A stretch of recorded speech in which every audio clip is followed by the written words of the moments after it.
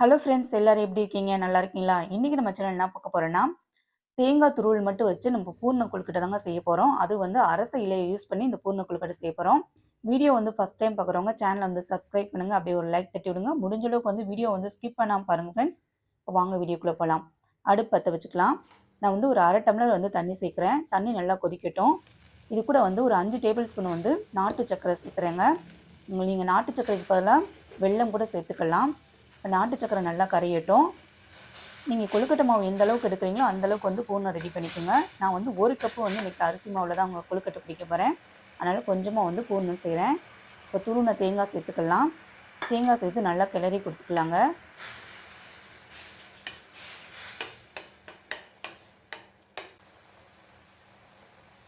இது நல்லா கெட்டியாயிடுச்சு. இது கூட வந்து ஒரு 1/4 டீஸ்பூன் வந்து ஏலக்காய் பவுடர் சேர்த்துக்கோங்க. ஏலக்காய் பவுடர் சேர்த்தோம்னா நல்லா கிளறி கொடுத்துக்கோங்க. இப்போ பூர்ணம் வந்து தயாராகிடுச்சுங்க. இதை எடுத்து உரமா வச்சிடலாம்.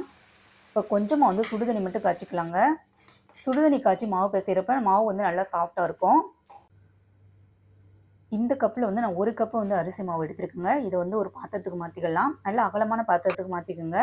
இப்போ கொஞ்சமாக வந்து உப்பு சேர்த்துக்கலாம். உப்பு சேர்த்த பின்னாடி நல்லா கிளறி கொடுத்துட்டு நம்ம காய்ச்சி வச்சுருக்க சுடுதண்ணி சேர்த்துக்கலாங்க. கொஞ்சம் கொஞ்சமாக தண்ணி சேர்த்து ஒரு கரண்டியை வச்சு நல்லா கிளறி கொடுங்க.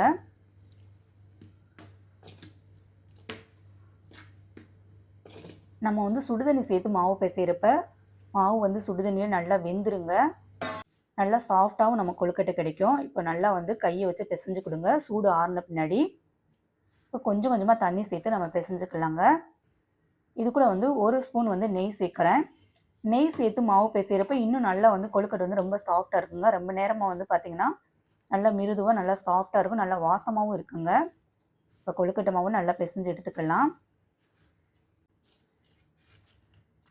இப்போ கொழுக்கட்டை பிடிக்கிற அளவுக்கு வந்து மாவு தயாராக இருக்குங்க. இப்போ நம்ம வந்து அரச இலையை வந்து நல்லா வாஷ் பண்ணிக்கோங்க. இந்த அரச இலையில் வந்து கொஞ்சமாக வந்து நெய் தடவிக்கலாம்.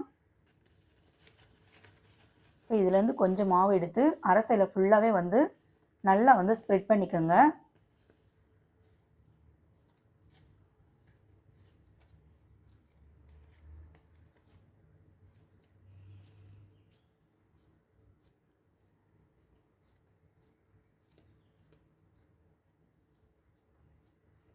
இந்த மாதிரி வச்சுக்கோங்க. இப்போ வந்து நம்ம பூர்ணம் வைக்கலாங்க. நடுவில் வந்து பூர்ணம் வைக்கணும்.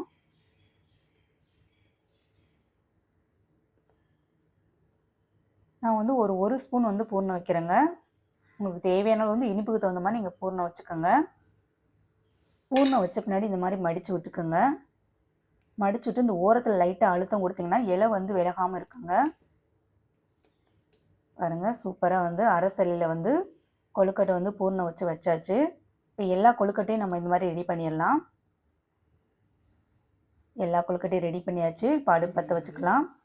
இன்றைக்கி வந்து நம்ம இட்லி பாத்திரத்தில் வந்து கொழுக்கட்டை வேக வைக்க போகிறோம். நல்லா தண்ணி காய்ஞ்ச பின்னாடி நம்ம வந்து கொழுக்கட்டையை வேக வச்சு எடுத்துக்கலாங்க. தண்ணி நல்லா காஞ்சிச்சு. எல்லா கொழுக்கட்டையும் வச்சாச்சுங்க. இப்போ மூடி போட்டுடலாம். ஒரு 10 நிமிஷம் ஓப்பன் பண்ணி பார்க்கலாங்க. கொழுக்கட்டை எல்லாம் சூப்பராக வெந்திருக்கு. இப்போ ஓப்பன் பண்ணி பார்க்கலாம். பாருங்கள், கொழுக்கட்டை எல்லாம் தயாராக இருக்குது. இப்போ ஒன்று ஒன்றா எடுத்துடலாங்க. கையை வச்சு எடுக்காமல் ஸ்பூனோ இல்லை இந்த மாதிரி இடிக்கிறதா அதை வச்சு நம்ம கொழுக்கட்டை எடுத்துக்கலாங்க. எல்லா கொழுக்கட்டையும் எடுத்தாச்சுங்க. இந்த கொழுக்கட்டை வந்து பார்த்திங்கன்னா ரொம்ப நேரம் ஆனாலும் நல்லா சாஃப்டாகவே இருக்கும். அது காரணம் வந்து பார்த்திங்கன்னா நம்ம வந்து சுடுதண்ணி சேர்த்து மாவு பிசைஞ்சிருக்கோம். அது மாதிரி நெய் சேர்த்துருக்கோங்க. சுடுதண்ணி சேர்த்து மாவு பிசைகிறப்ப கொழுக்கட்டை வந்து ரொம்ப இறுக்கம் கொடுக்காமல் லப்பர் மாதிரி இருக்காமல் நல்லா வந்து சாஃப்டாகவே இருக்கும். இந்த வருஷம் விநாயகர் சதுர்த்திக்கு இதே மாதிரி ட்ரை பண்ணி பாருங்கள். வீடியோ பிடிச்சா நம்ம சேனல் லைக் பண்ணுங்கள். தேங்க்ஸ் ஃபார் வாட்சிங்.